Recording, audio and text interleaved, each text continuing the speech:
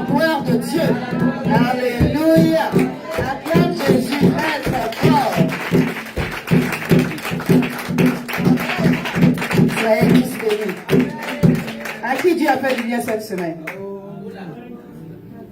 Tu n'acclames pas comme quelqu'un à qui Dieu a fait du bien.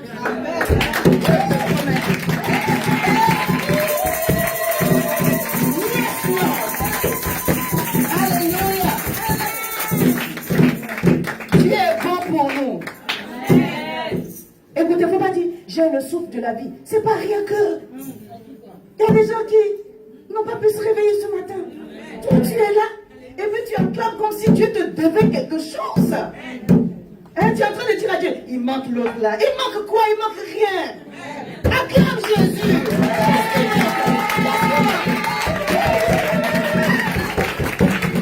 Merci Seigneur.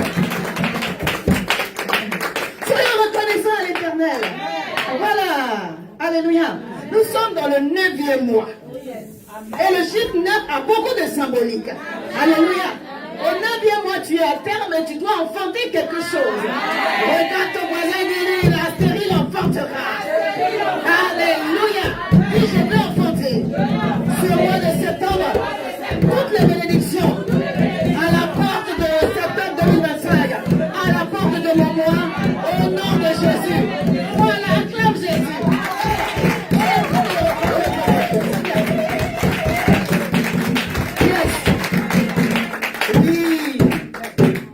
Acte 3, verset 1, verset 2. Pierre et Jean montaient ensemble au temple à l'heure de la prière. C'était la 9e heure. Alléluia.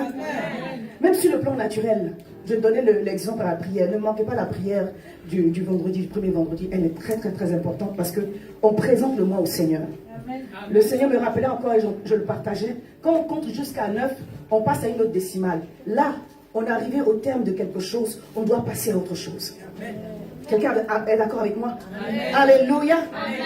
On est arrivé au terme de la guerre, on doit passer à la paix. Amen. Que tous les traités de paix soient signés au nom de Jésus. Amen. On est arrivé au terme de la maladie, on doit passer à la guérison.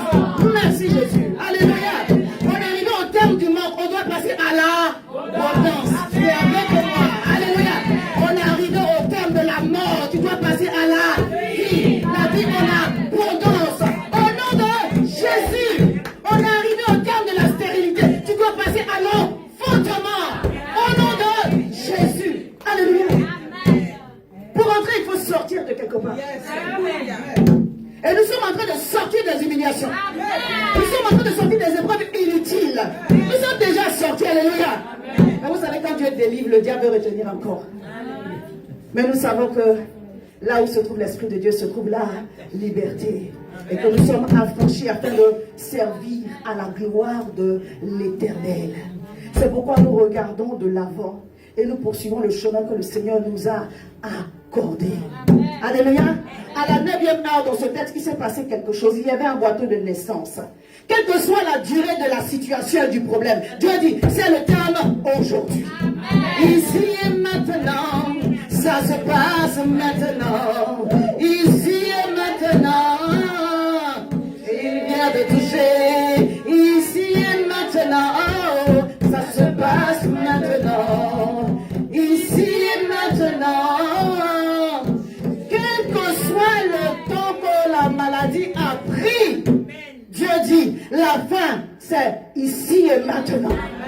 Septembre, c'est ici et maintenant. 2027, c'est ici et maintenant. Tu vas me dire, mais pasteur, on a prophétisé comme ça depuis janvier, depuis février, depuis mars, je n'ai rien vu. Mais Dieu dit que ton espérance ne défaille point, parce qu'il était en train de te préparer pour que les 6 derniers mois, en tout cas le reste de l'année ça soit différent. Dis à ton voisin, une année différente. Le reste des mois différents. Pour la gloire de Dieu. Au nom de Jésus. Alléluia.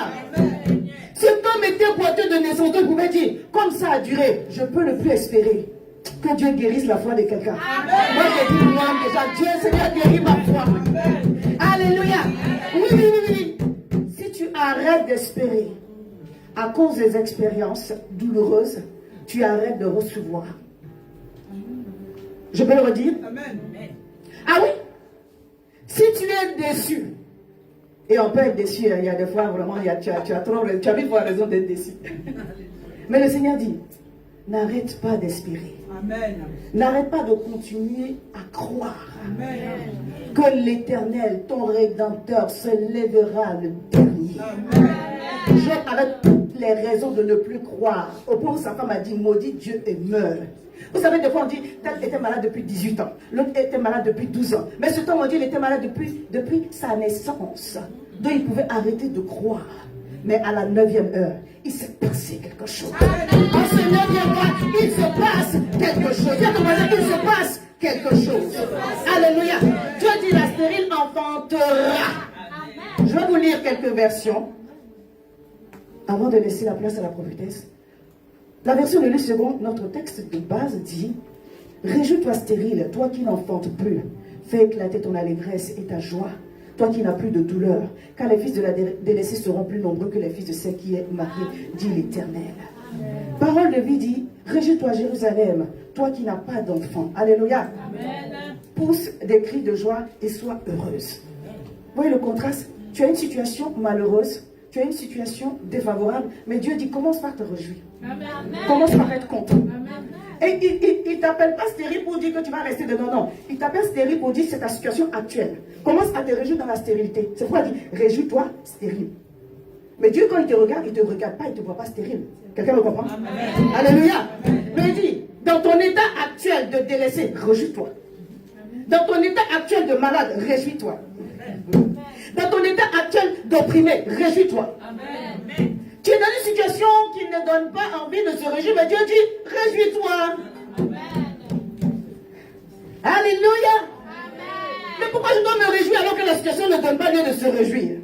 Je devrais être fâché, je devrais être en colère peut-être. Hein? Je devrais être découragé, mais Dieu dit, réjouis-toi. Amen. Alléluia. Amen. Même si tu allais faire expérimenter que tu es une pêche nocturne qui n'a pas abouti comme Pierre, Dieu dit, réjouis-toi.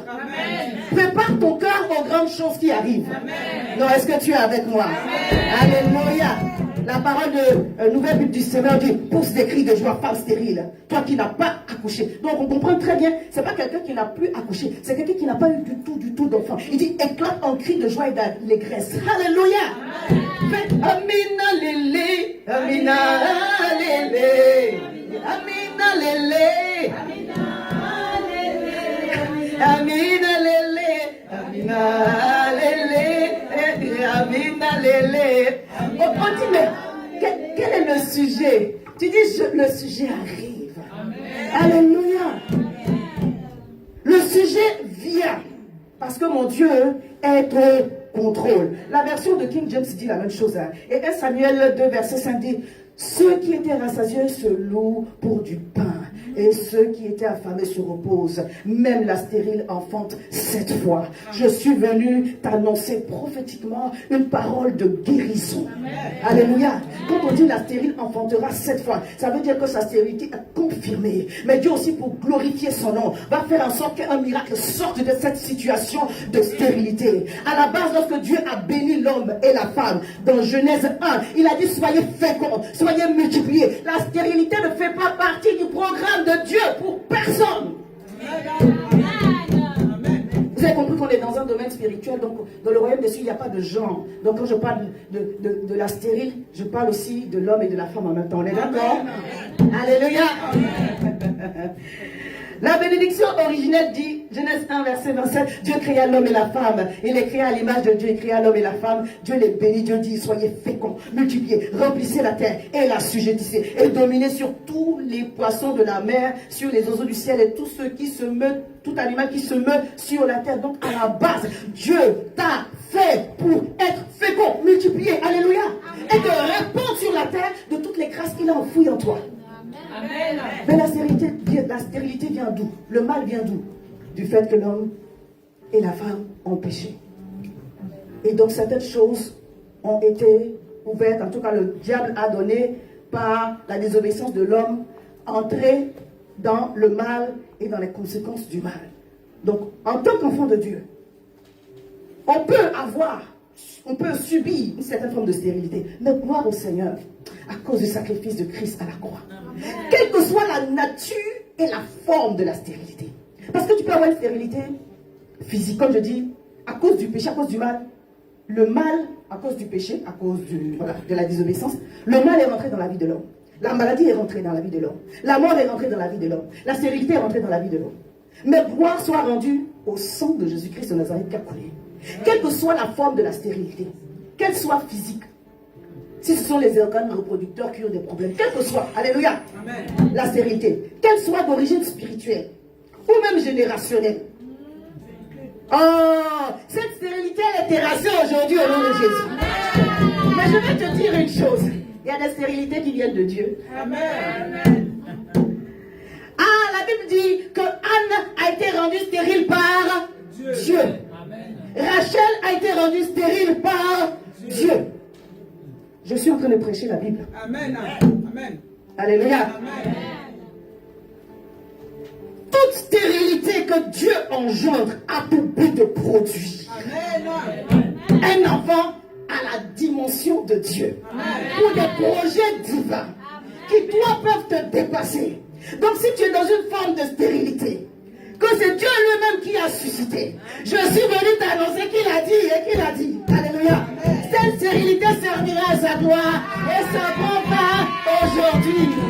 Non, tu n'as pas reçu. Dieu dit qu'il te délivre aujourd'hui. Il te guérit aujourd'hui. Je vois que tu es. Nous sommes à la 9e heure et Dieu vient restaurer parfaitement aujourd'hui. Dieu vient guérir parfaitement aujourd'hui. Amen.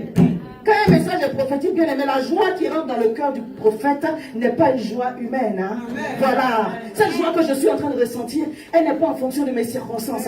Elle vient du trône de la grâce. C'est pourquoi Dieu dit, réjouis-toi. Tu es en capacité de te réjouir de la joie divine, pas de la joie d'un homme. De quoi on a l'impression que tu fais ta joie? Parce que quand tu traverses par le feu, on se dit, tu ne peux pas être en joie. Mais je vous assure, je pousse des fous rires. Mais pas des fous rires provoqués. Cette semaine, j'ai encore poussé des fous rires. Parce que quand le Saint-Esprit est là, tu as des sujets de joie. Peu importe ce que tu vis. Si tu es en joie parce que tout va bien, tu n'as rien compris encore. Notre vraie joie, elle est fondée sur le roc. Elle est fondée sur Jésus. Quel que soit ce que tu peux être en train de vivre, bien aimé, tu te ris du diable. Tu es revêtu de force et de gloire. Et tu te ris de l'avenir. Peu importe. Tu sais que ton Dieu a déjà pris le contrôle. Amen.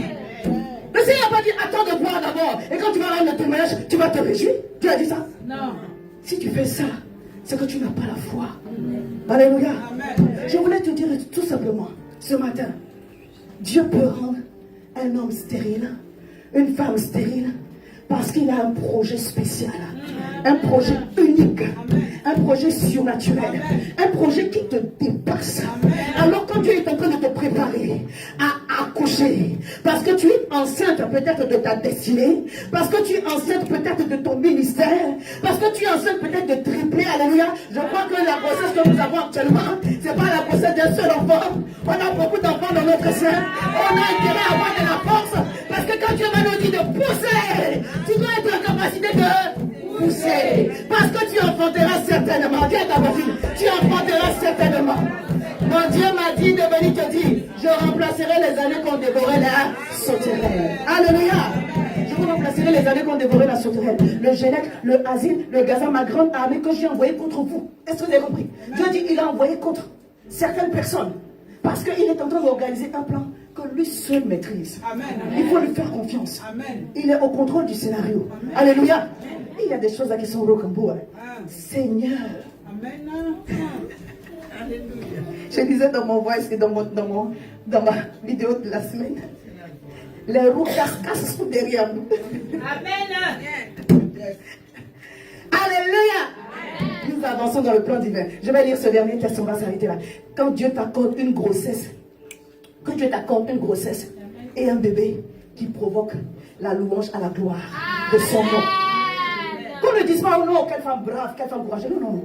Les atalakos ne sont pas pour toi.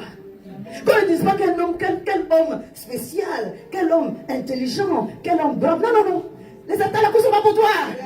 Les atalakos sont pour Dieu. La louange est à l'éternel. Toute l'adoration est à l'éternel.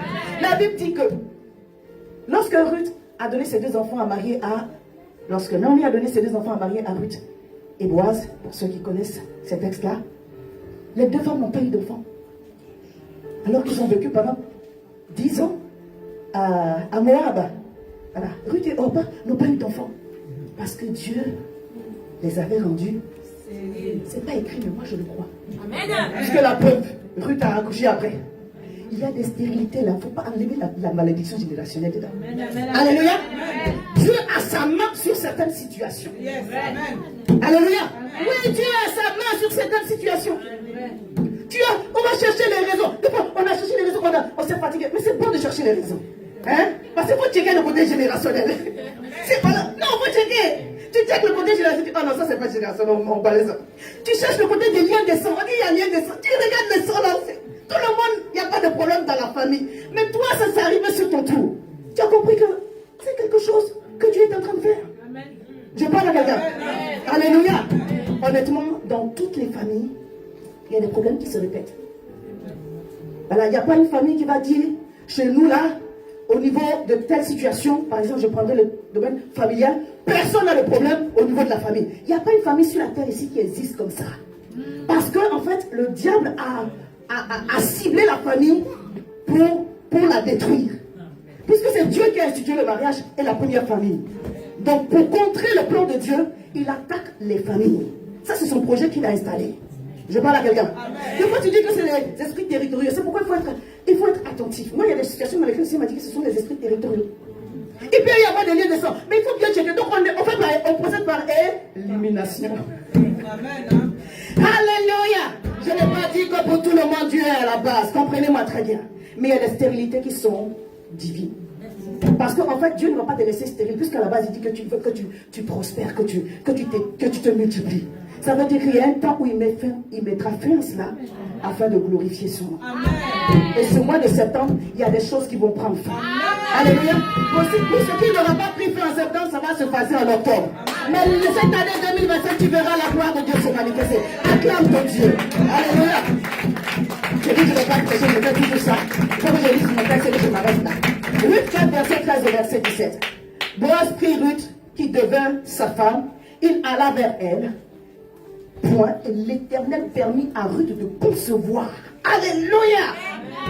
Oh, lis ta Bible, la Bible dit, Dieu a permis à Ruth de concevoir. En d'autres termes, il avait bloqué la fécondité de Ruth. Amen. Il avait arrêté la fécondité de Ruth. Pourquoi? Quand tu as un bébé qui va servir à la gloire de son nom, que ce soit spirituel, que ce soit physique, quand tu as un bébé qui va servir à la gloire du nom de Dieu, Dieu crée des circonstances spéciales. Amen. Alléluia. Mais au bout du bout, cet enfant naîtra. Alléluia. Tu la stérile enfante. Et elle enfantera 7 fois. Pour dire qu'elle va vraiment enfanter. Pour témoigner de la puissance, de la gloire de Dieu. J'ai fini mon texte. La Bible dit, l'Éternel permit à Ruth de concevoir et elle enfanta un fils. Les femmes dirent à Naomi, béni soit l'Éternel qui t'a point laissé manquer aujourd'hui d'un homme ayant droit de rachat et dont le nom sera célébré en Israël. Cet enfant restaurera ton âme et sera le soutien de ta vieillesse, car ta belle-fille qui t'aime l'a enfanté. Car ta belle-fille qui t'aime l'a enfanté, elle qui vaut mieux pour toi que 7 fils. Naomi prit l'enfant et le mit sur son sein, et elle fut sa garde. Les voisins lui donnèrent un nom en disant, un fils est né à Naomi, et elles l'appelèrent Obed. Alléluia. Ce fut le père d'Isaïe, le père de David. Quand Dieu est en train de préparer une grande chose, pour que les louanges lui soient adressées, les circonstances qui vont entourer cela seront des fois terribles. Des fois dans le désarroi. Mais si tu es enceinte du projet de Dieu, alors mon invitation, mon exhortation, que le Seigneur est en train de me donner, même à moi-même aussi, c'est tiens bon, tiens ferme. Alléluia. L'Éternel te conduit sûrement, pas à pas, dans une direction particulière, mais dans la direction afin que ce bébé-là serve à la gloire de son seul nom. Je suis venu prophétiser sur ta vie que Dieu fait de ce mois pour toi et moi le miracle. Et moi le témoignage. Et moi le guérison. un mois de restauration, un mois de rétablissement, un mois de vie, un mois d'avancée, un mois où la confusion sera totale dans le camp du diable. Alléluia. Un mois où l'Éternel relèvera ta tête au-delà de ce que tu peux penser ou imaginer. Tu seras un témoignage vivant à la gloire de Dieu. On dira, béni soit l'Éternel. Non, on ne dira pas des attaques, on dira, béni soit l'Éternel. Je prie que Dieu te donne un témoignage qui fasse chanter des gens. Que ta grossesse fasse chanter des gens à la gloire de Dieu. Que ton témoignage au-delà de ta grossesse fasse chanter des louanges à l'Éternel. Alléluia. À qui est-ce que je suis en train de parler? Si c'est pour toi, dis amen fort. Si mon témoignage. Écoute. Si ta grossesse fait déjà chanter, ton témoignage fera chanter encore plus. Dieu veut la gloire. Ah oui. À César, on donne à César ce qui revient à César. Mais Dieu, il veut la gloire et il ne partage pas sa gloire. C'est pourquoi faisons attention à ne pas regarder à l'homme, mais à donner toute la gloire à Dieu. The nation are waiting. Alléluia. The people are hungry. Oh. The master is in need of a vessel who are plagued. Hallelujah. My allegiance to the one who are called me home. I will make Jesus proud. So will be me. Hallelujah. Acclame Jésus. Acclame Jésus. I am trying to shout. C'est pourquoi dès à présent, dis Seigneur, restaure ma joie. Accorde-moi une joie prophétique. Accorde-moi une joie qui m'attend à toi. Ce boiteux, je n'ai pas tout lu le texte parce que je ne voulais pas prêcher. La Bible dit, Pierre et Jean l'ont regardé et dit, on n'a pas d'argent, on n'a pas d'or. Mais ce qu'on a, on te le donne. Et il s'attendait à recevoir de l'argent.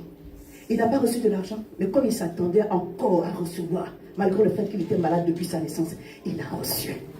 Dis, je reçois toutes les bonnes choses qui sont attachées à ce mois de septembre. Et je donne toute la gloire à l'Éternel au nom puissant de Jésus. Amen. Acclame très fort. Acclame très fort.